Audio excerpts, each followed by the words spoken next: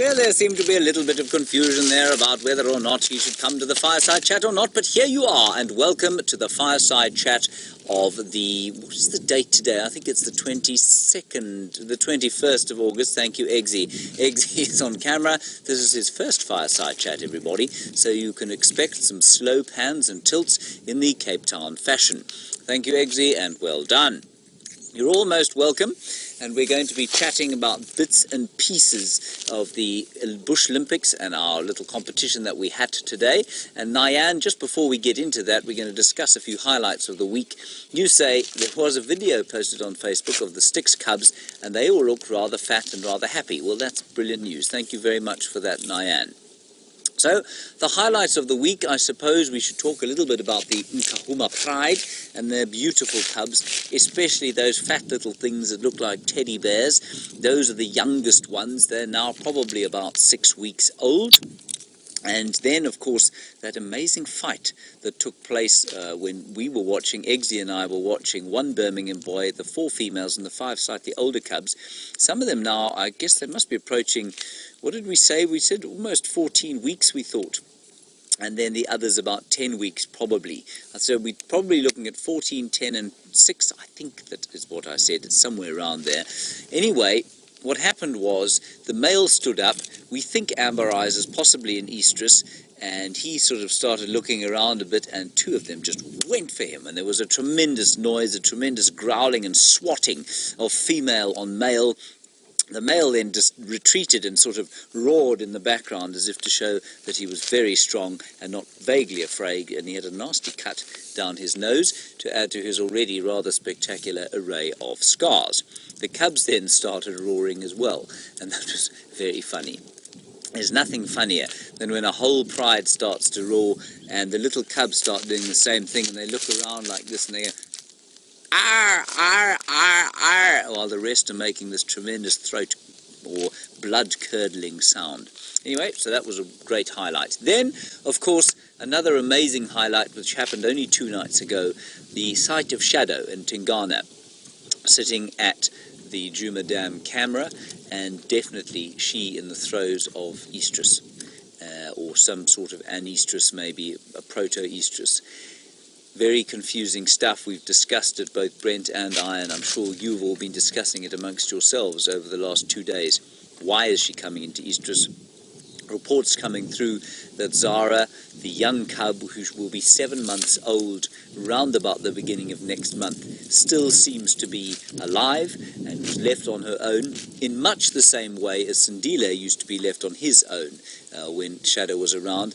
We might find that Sindile's removal to rehab after he caught that rabid dog, it always amuses me to say that he went to rehab, we might find that that particular time of his life actually saved him, actually gave him the opportunity to get bigger and get fatter and be able to look after himself in an area like this. So that's really quite interesting.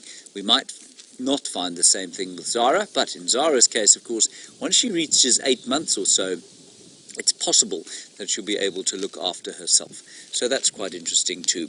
Now, you might be looking at me and thinking, gosh, that's very strange. He seems to have a red star affixed to the front of his forehead. And you'd be correct. I am indeed sitting here with a red star affixed to the front of my forehead. And Christy, you say you love my red star. I love my red star too.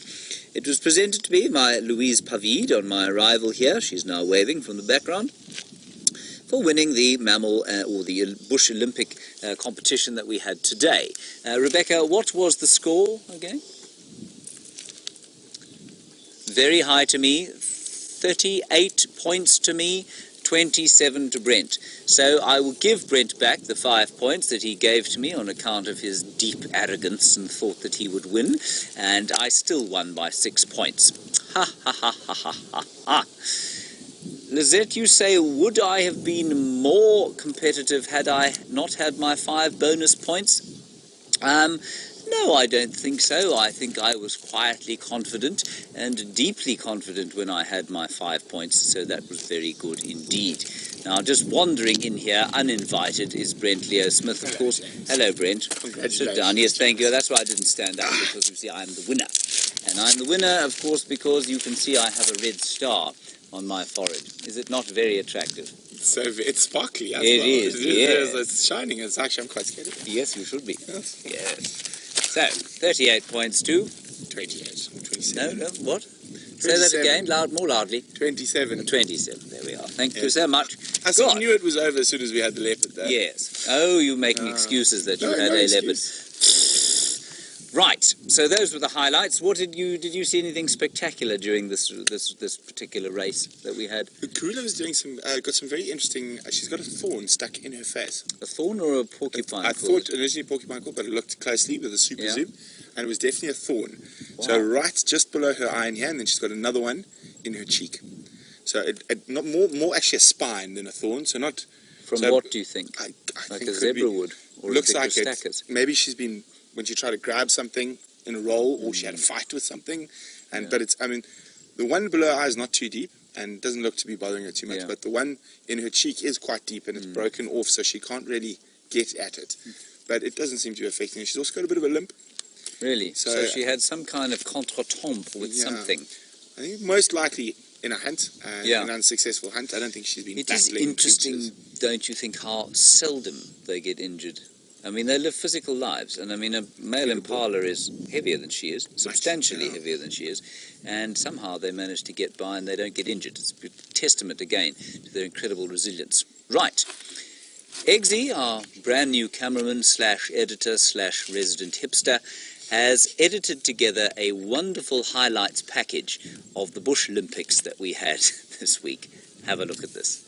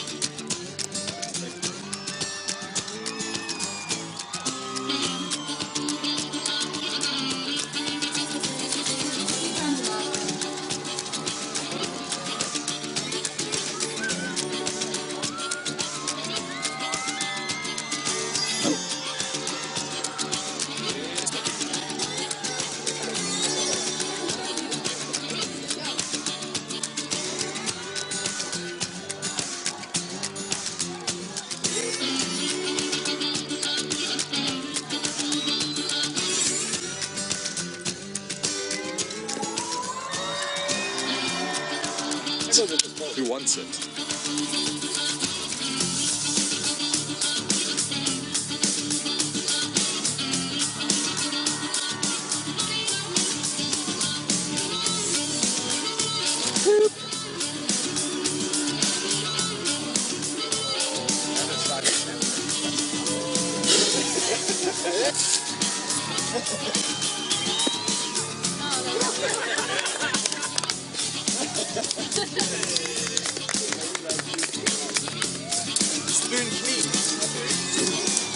This beetle just chomped that termite.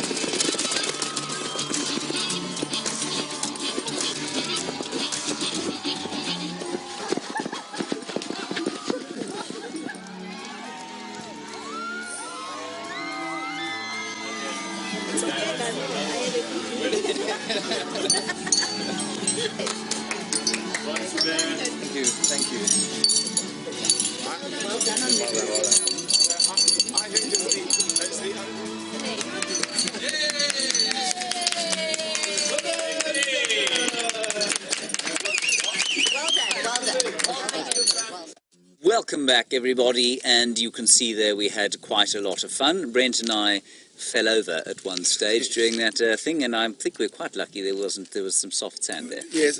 You got a little graze. I got a little Yes. one. It's almost healed now, and there was I think that was the well, worst. but you of it. survived. Well, I mean, did, I think yes. that's not bad, given the state of safety that was generally observed. I'm astounded no one died during the tree Tree climbing. climbing, yes. The Yes. tree climbing was quite scary. That was very scary. Won by Brent Smith, by the way.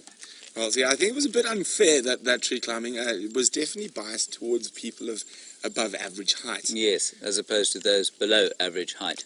Yes, it took sort of 2 jumps for Yes. Brian and myself to get up.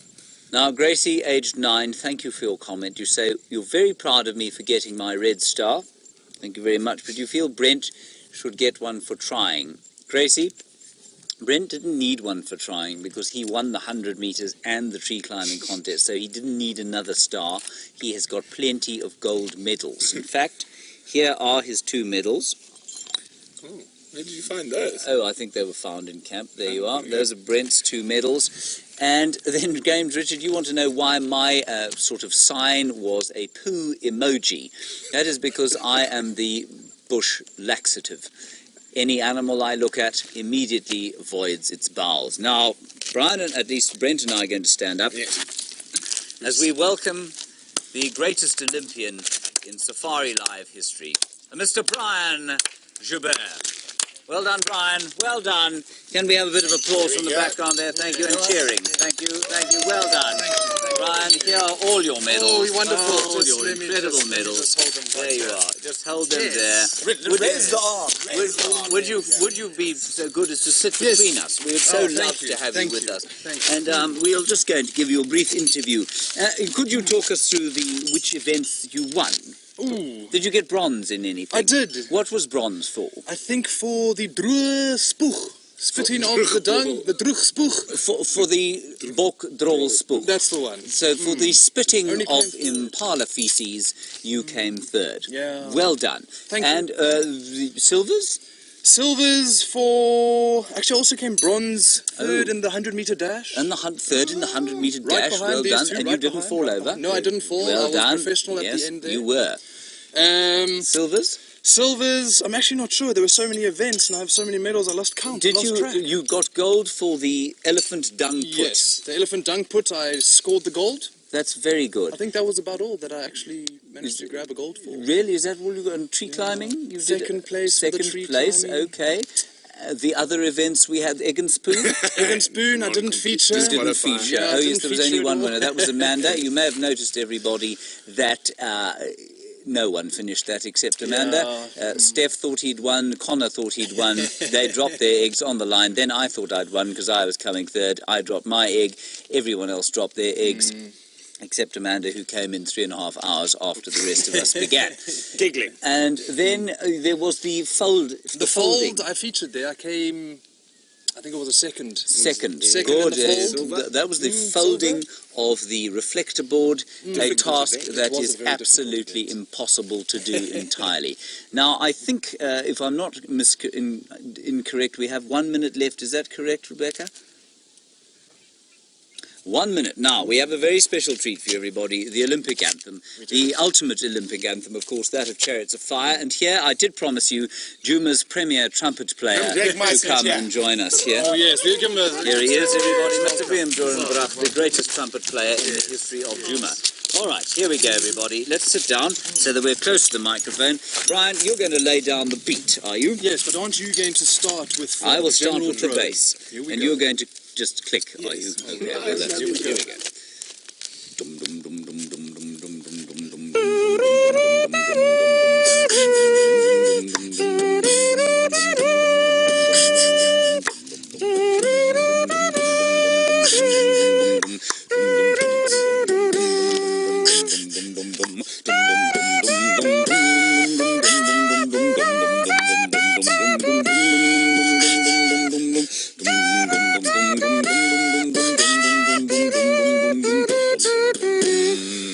Bye-bye, everybody. We'll see you tomorrow at 6 o'clock.